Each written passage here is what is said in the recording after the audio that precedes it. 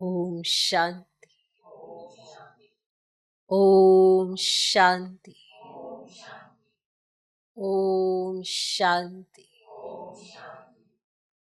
आज की तारीख है 2 अप्रैल 2024।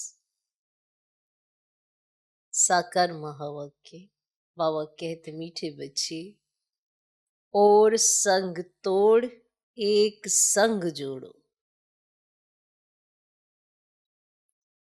और संग तोड़ एक संग जोड़ो। भाई भाई की दृष्टि से देखो तो देह नहीं देखेंगे,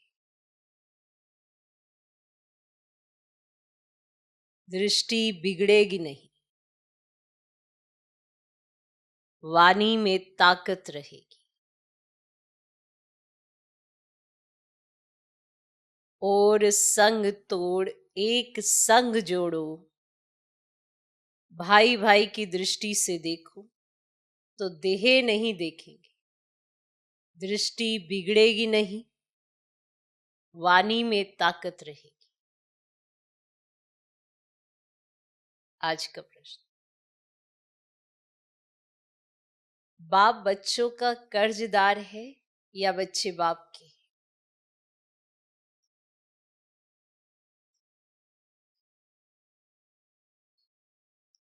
बाप बच्चों का कर्जदार है या बच्चे बाप के? बाप बच्चों का कर्जदार है या बच्चे बाप के? कर्जदार समझते? किसी ने कुछ दिया हो और उसका रिटर्न करना हो, तो अब बताओ बाबा क्या समझाना चाहते हैं?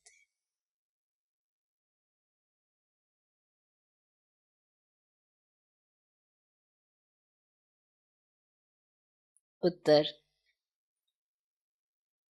तुम बच्चे तो अधिकारी हो, बाप तुम्हारा कर्जदार है।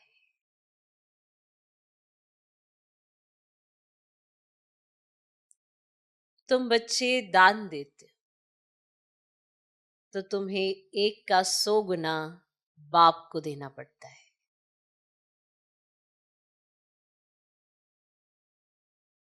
आप दान करते हो, बाप के नाम पर दान करते हो, तो बाबा को आपको 1 का 100 गुना देना पड़ता है।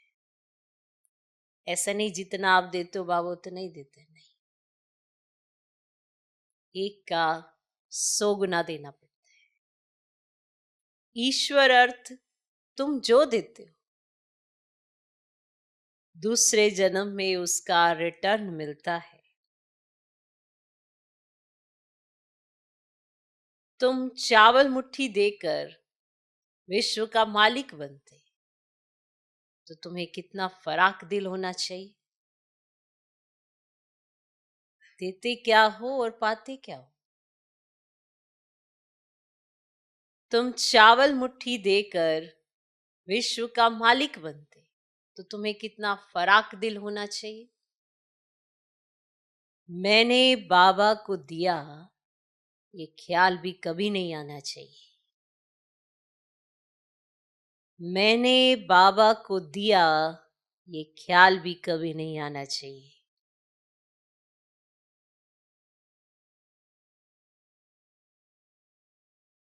तो विचार तो जरूर बनता है कि सोचें, भगवान आपका कर्जदार बन जाता है, आप देते क्या और उसको देना कितना पड़ता है। आप ऐसे ही दान पुण्य करते हो, ईश्वर अर्थ कहते हो कि ईश्वर अर्थ दान पुण्य किया, उसका रिटर्न भी उसको देना पड़ता है।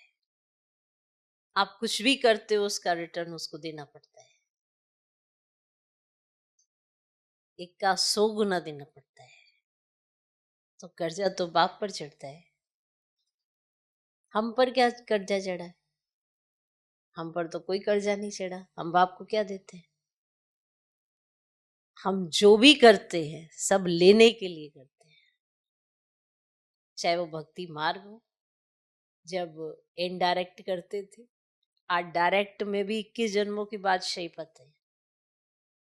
फिर भी याद रहता है कि हमने ये किया, हमने ये किया, हमने ये किया। हम इतना करते हैं, हम इतना करते हैं, हम बहुत करते हैं, हम बहुत करते हैं। हम तो करते रहते हैं। क्या करते हैं? सब अपने को ही मिलता है। हम क्या देते हैं? क्या?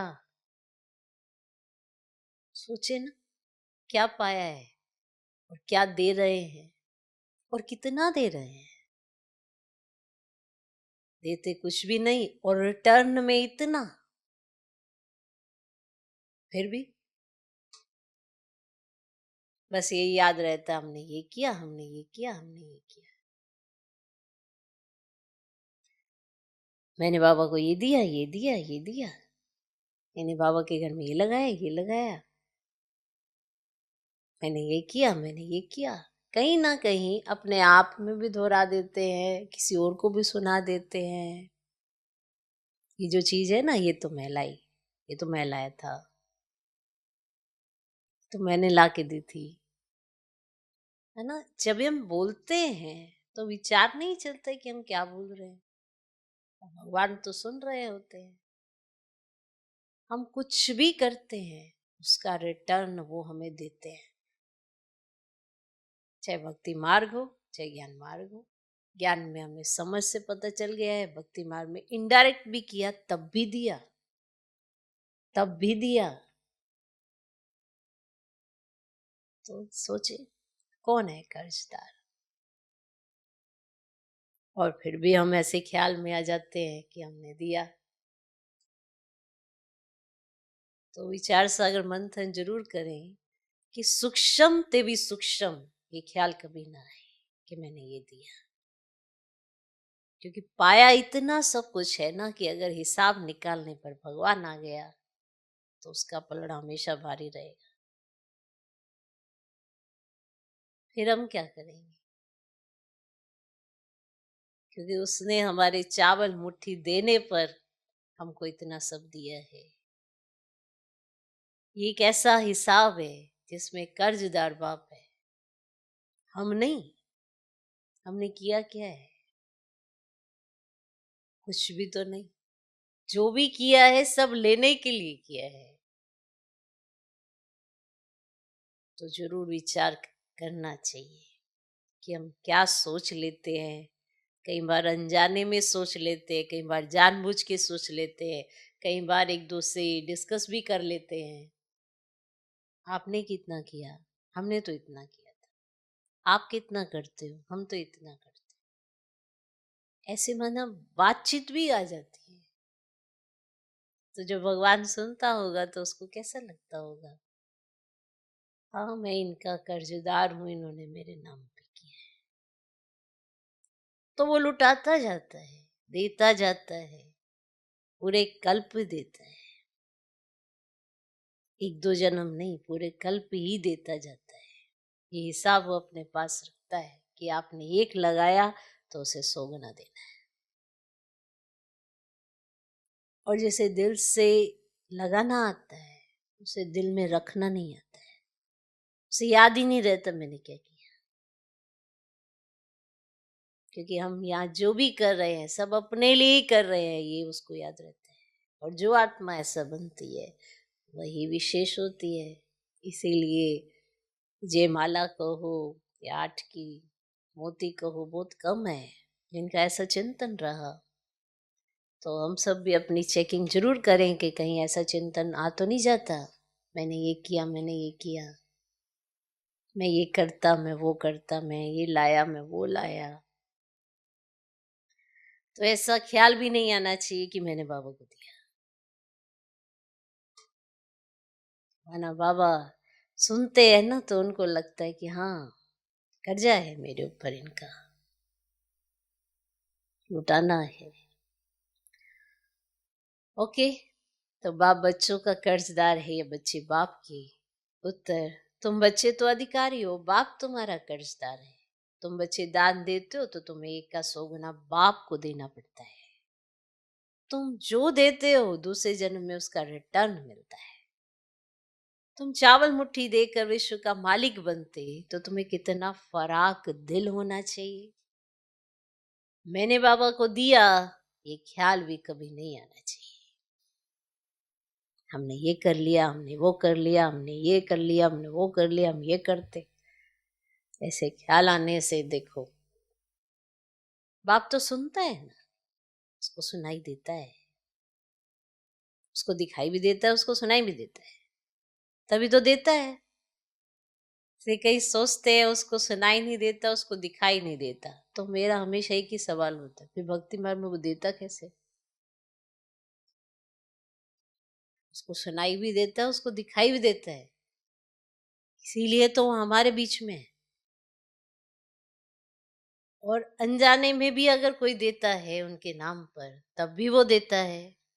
तो चाहे कोई भी हो, पूरे विश्व में जितनी भी आत्माएं हैं जो ईश्वर अर्थ करती है, उसका वो देता है, चाहे उन्हें मालूम नहीं है कि वो किसकी पूजा कर रही है। आत्माओं को थोड़ा पता है, लेकिन भगवान ये सुन लेता है कि ये मेरे अर्थ कर रही है।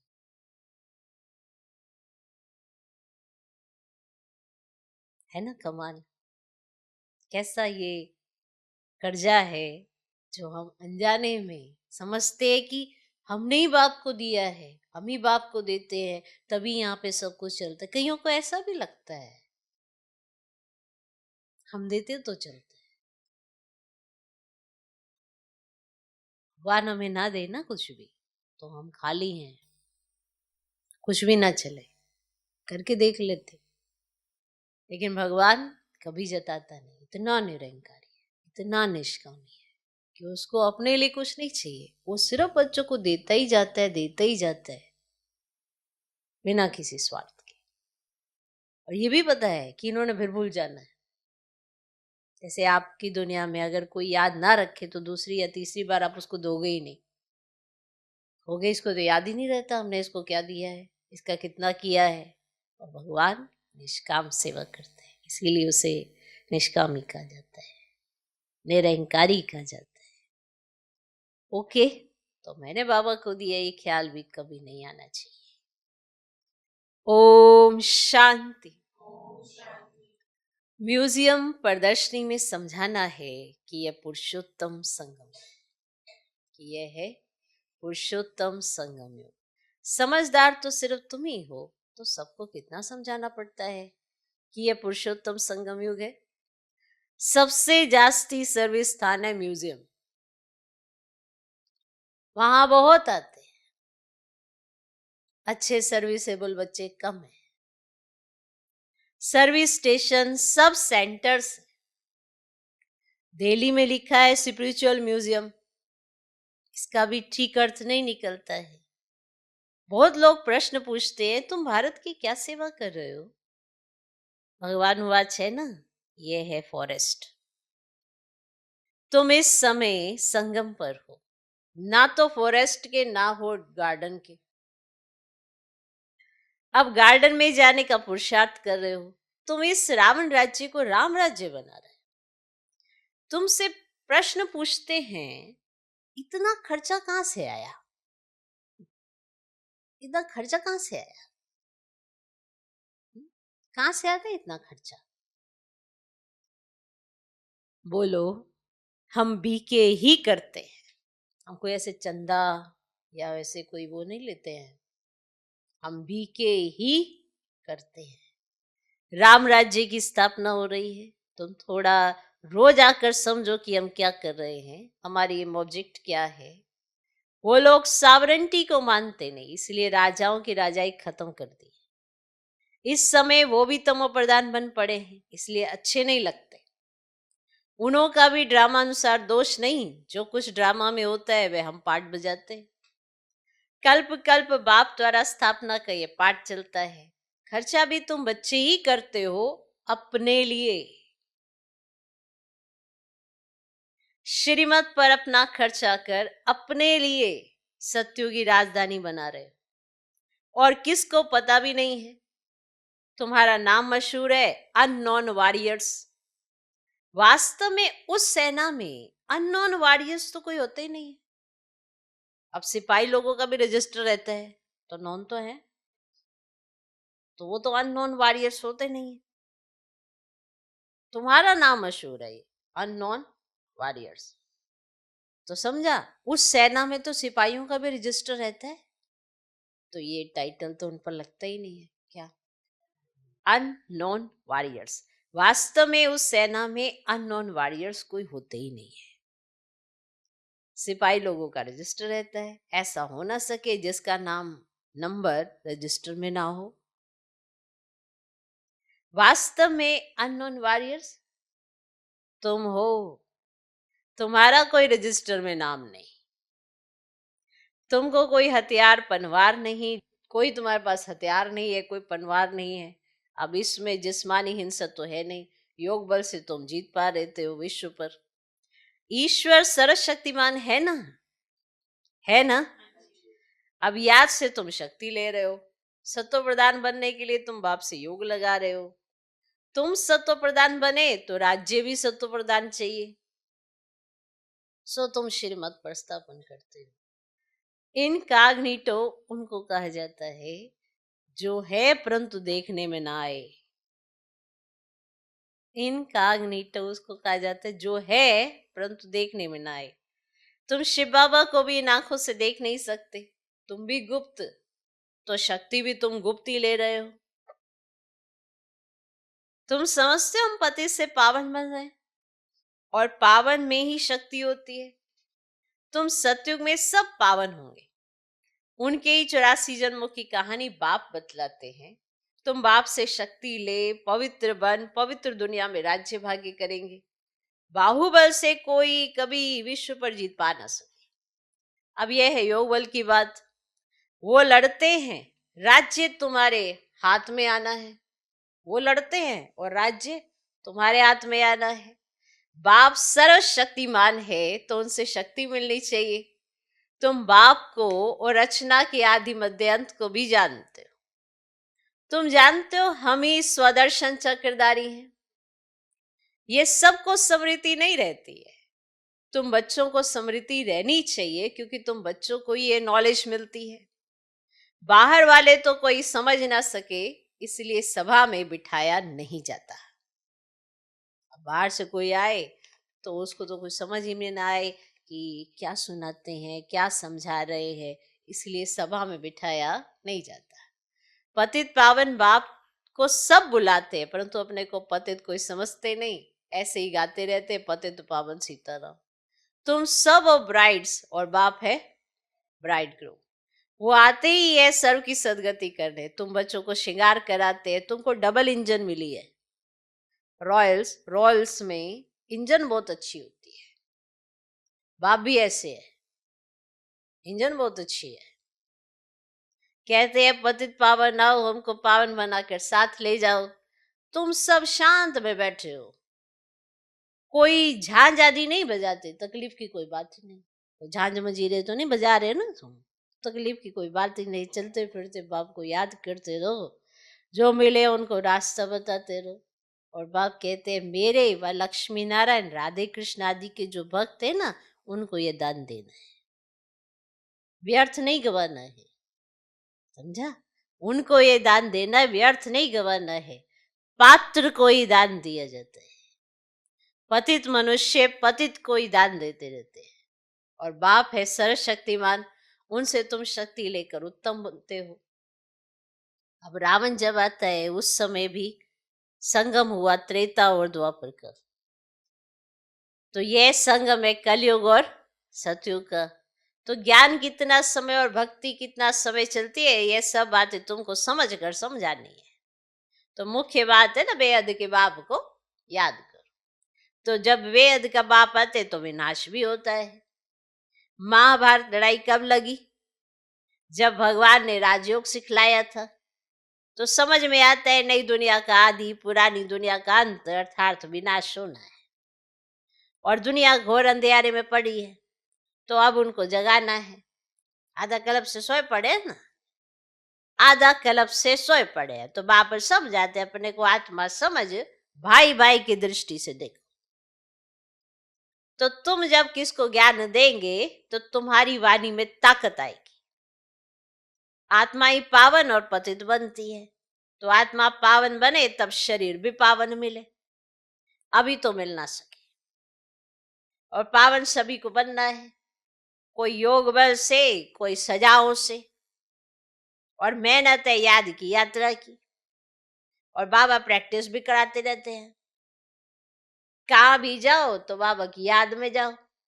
जैसे पादरी लोग शांति में क्राइस्ट की याद में जाते हैं ना, और क्राइस्ट को याद करते हैं, तो भारतवासी तो अनेकों को याद करते हैं। तो बाप कहते एक के सिवाय और किसी को याद ना करो। और बेहद के बाप से हम मुक्ति और जीवन मुक्ति के हकदार बनते हैं। सेकंड में जीवन मुक्ति मिलती है, और सतयुग में सब जीवन मुक्ति में थे, और कलयुग में सब जीवन बंद में है। तो यह किसको भी पता नहीं है। तो ये सब बातें बाप बच्चों को समझाते हैं। तो बच्चे फिर बाप का शो करते हैं, सब तरफ चक्कर लगाते हैं। कौन? बच्चे। बच्चे बाप का शो करते हैं ना, तो फिर सब तरफ चक्कर लगाते हैं। तुम्हारा फर्ज है मनुष्य मात्र को ये पैगाम देना कि ये पुरुषोत्तम संगम युग है, और बेहद का बाप बेहद का वर्षा देने आया है। तो बाप कहते हैं मामेकम याद करो तो विकर्म विनाश होंगे, पाप कट जाएंगे। अब यह है सच्ची गीता, तो जो बाप सिखलाते हैं। मनुष्य मत से गिरे हो और भगवान की मत से तुम वर्षा ले रहे हो। मूल बात है उठते बैठते चलते फिरते बाबा को याद करते रहो और परिचय देते रहो। बैच तो तुम्हारे पास है, फ्री देने में हर्जा नहीं है, परंतु पात्र देखकर। ऐसे निरादर नहीं होना चाहिए ना, इसलिए पात्र देख कर देना चाहिए। बाप बच्चों को उलाना देते हैं, तुम लौकिक बाप को याद करते हो और मुझ पारलौकिक बाप को भूल जाते हो। लज्जा नहीं आती? तुम ही पवित्र प्रवृत्ति मार्ग के ग्रस्त व्यवहार में थे, फिर अब बनना है। तुम हो भगवान के सौदागर। अपने अंदर देखो, बुद्धि कहां भटकती तो नहीं है। बाप को कितना समय याद किया। बाप कहते और संग तोड़ एक संग जोड़ो। भूल नहीं करनी है। यह भी समझाया है भाई भाई की दृष्टि से देखो, तो देह नहीं देखेंगे, दृष्टि बिगड़ेगी नहीं। मंजिल है ना, ये ज्ञान अभी तुमको मिलता है, सोचो फिर तो मिलेगा ही नहीं। तो भाई भाई तो सब कहते हैं, मनुष्य कहते हैं ब्रदरहुड। अब यह तो ठीक है, परम पिता परमात्मा की हम संतान है, फिर यहां क्यों बैठे हो? बाप स्वर्ग की स्थापना करते हैं तो ऐसे ऐसे समझाते उन्नति को प्राप्त करते रहो। और बाप को सर्विसेबल बच्चियां चाहिए। कौन चाहिए? सर्विसेबल बच्चियां चाहिए। सेंटर्स खुलते जाते हैं, बच्चों को शौक है, समझते हैं बहुतों का कल्याण होगा, परंतु टीचर संभालने वाली भी अच्छी मां रखी चाहिए। टीचर्स भी नंबर 1 है। बाबा कहते हैं जहां लक्ष्मी नारायण का मंदिर हो, शिव का मंदिर हो, गंगा का कंठा हो, जहां बहुत भीड़ होती हो, वहां सर्विस करनी चाहिए। समझाओ, भगवान कहते काम मां शत्रु। तुम श्रीमद परमान सर्विस करते रहो, ये तुम्हारा ईश्वरीय परिवार है। यहां 7 रोज भट्टी में आकर परिवार के साथ रहते हो। तुम बच्चों को बहुत खुशी होनी चाहिए। बेहद का बाप जिससे तुम पद्मा पदम भाग्यशाली बनते हो। दुनिया जानती नहीं कि भगवान भी पढ़ा सकते हैं। यहां तुम पढ़ते हो तो तुमको कितनी खुशी होनी चाहिए। हम ऊंच से ऊंच जाने के लिए पढ़ रहे हैं, कितना फराक दिल होना चाहिए। और बाप के ऊपर तुम कर्ज चढ़ाते हो। ईश्वर जो देते हो दूसरे जन्म में इनका रिटर्न लेते हो ना। बाबा को तुमने सब कुछ दिया तो बाबा को भी सब कुछ देना पड़ेगा। मैंने बाबा को दिया ये कभी ख्याल नहीं आना चाहिए। भूतों के अंदर चलता है हमने इतना दिया, हमारी खातरी क्यों नहीं हुई। हम तो इतना देते हैं, हमारी खातरी क्यों नहीं हुई। ये भूतों के अंदर ख्याल आता है। तो वो देते हैं और साथ में चाहते हैं कि हमको ये मिले। तो ऐसा ना दो तो ज्यादा अच्छा है। जिसको ये ख्याल आ जाए मैंने ये दिया, मैं ये दे रहा हूं, तो इसके बदले में बाबा ये देगा ना मुझको, इतना तो बाबा करेगा ना हमारे लिए। तो भूतों के अंदर चलता है हमने इतना दिया, हमारी खातरी क्यों नहीं हुई, हमको आगे आगे क्यों नहीं रखा गया, हमको ऐसी सीट क्यों नहीं मिली, या हमको ऐसा स्थान क्यों नहीं दिया गया, हमने तो इतना दिया।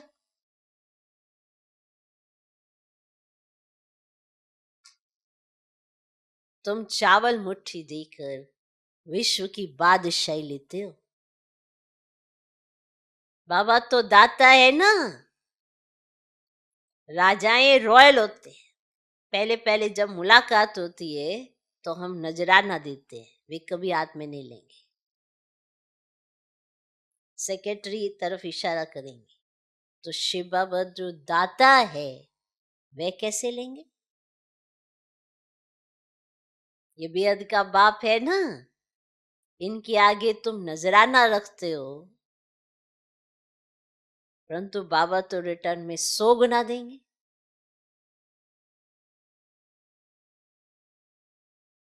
तो मैंने दिया ये ख्याल कभी नहीं आना चाहिए। हमेशा समझो हम लेते हैं, हम तो लेते हैं।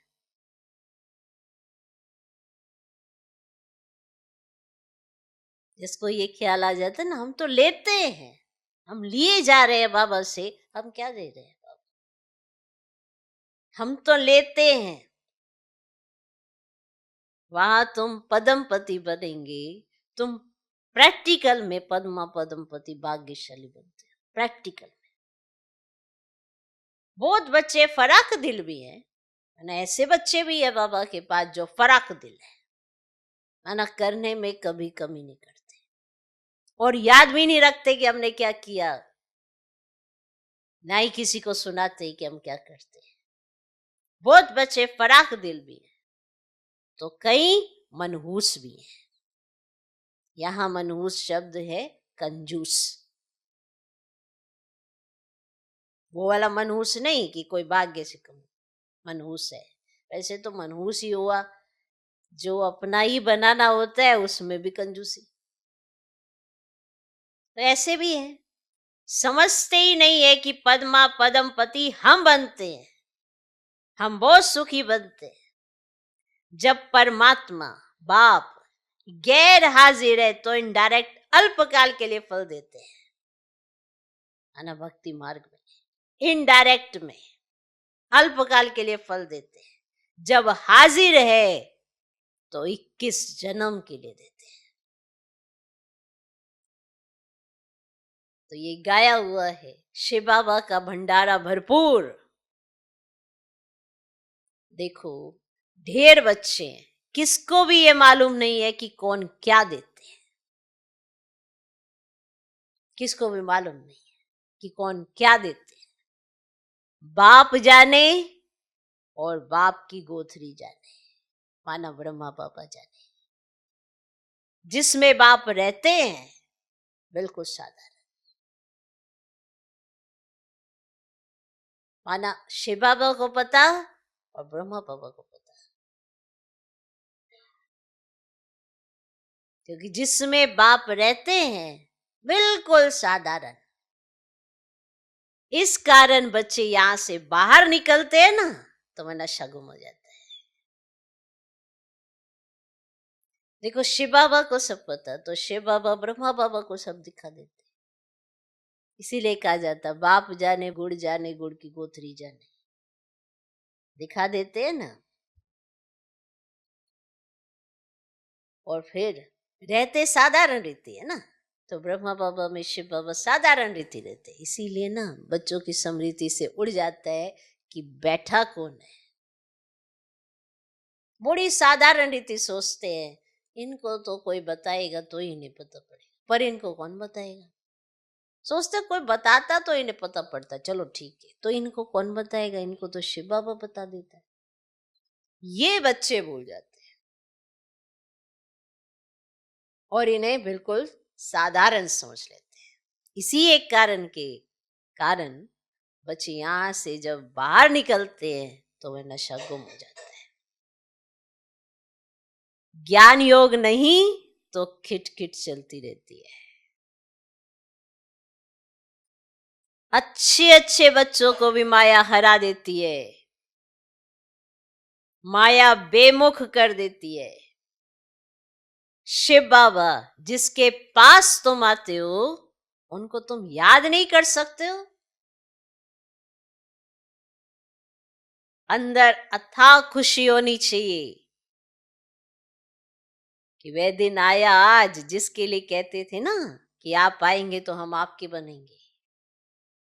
ऐसे गायन करते थे ना कि आप आएंगे तो हम आपके बनेंगे। तो अब देखें, तो भगवान आकर अडॉप्ट करते हैं तो कितना खुशनसीब कहेंगे, कितना खुशी में रहना चाहिए। परंतु माया खुशी गवा देती है। माना जितना नशा हमें भगवान का बनने के बाद होना चाहिए उतना नहीं है। कारण साधारण देखते हैं, साधारण समझ लेते हैं और उसी साधारण नजर से देखते, इसलिए साधारण ही रहते हैं, विशेष बन नहीं पाते।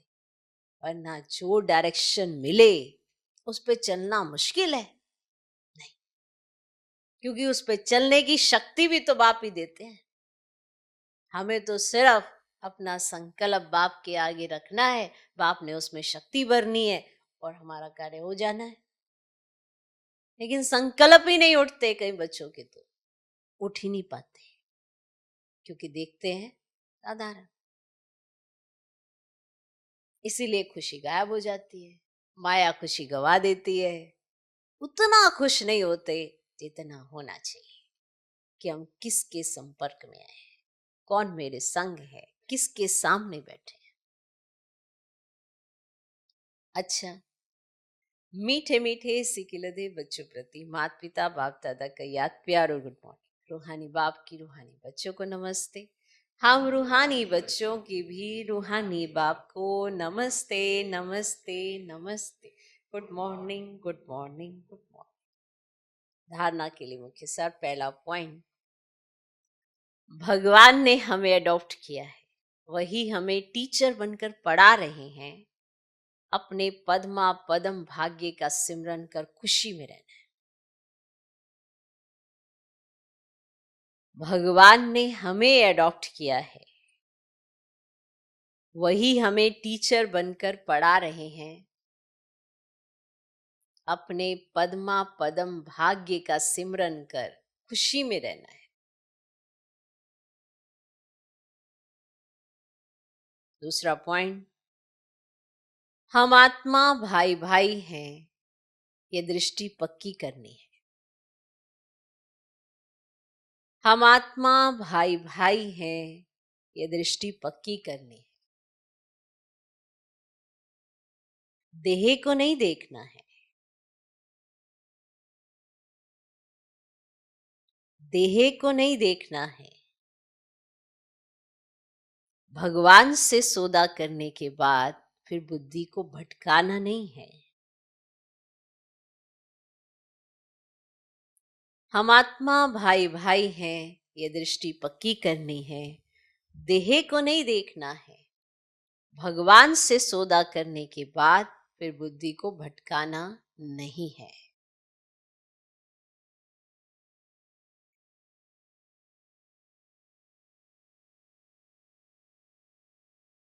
आज का वरदान, इस अलौकिक जीवन में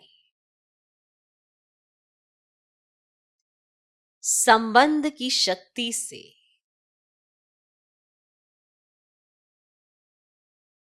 अविनाशी स्नेह और सहयोग प्राप्त करने वाली श्रेष्ठ आत्मा हो। इस अलौकिक जीवन में, इस अलौकिक जीवन में संबंध की शक्ति से अविनाशी स्नेह और सहयोग प्राप्त करने वाली श्रेष्ठ आत्मा हो। इस अलौकिक जीवन में संबंध की शक्ति आप बच्चों को डबल रूप में प्राप्त है। एक बाप द्वारा सर्व संबंध, दूसरा दैवी परिवार द्वारा संबंध। इस संबंध से सदा निस्वार्थ स्नेह, अविनाशी स्नेह और सहयोग सदा प्राप्त होता रहता है। तो आपके पास संबंध की भी शक्ति है। ऐसी श्रेष्ठ अलौकिक जीवन वाली शक्ति संपन्न वरदानी आत्माएं हो, इसीलिए अर्जी करने वाले नहीं, सदा राजी रहने वाले हो। अर्जी करने वाले नहीं, सदा राजी रहने वाले हो। आज का स्लोगन, कोई भी प्लान विदेही साक्षी बन सोचो और सेकंड में प्लेन स्थिति बनाते चलो। कोई भी प्लान विदेही साक्षी बन सोचो और सेकंड में प्लेन स्थिति बनाते चलो। कोई भी प्लान विदेही बनकर, साक्षी बनकर फिर सोचो और फिर सेकंड में प्लेन स्थिति बनाते चलो। क्योंकि प्लान तो बहुत चलते हैं बुद्धि में, इतने सारे प्लान्स चलते हैं, लेकिन उसमें हमारी स्थिति कैसी होनी चाहिए, प्लान्स को सोचते हो भी तो देखना है।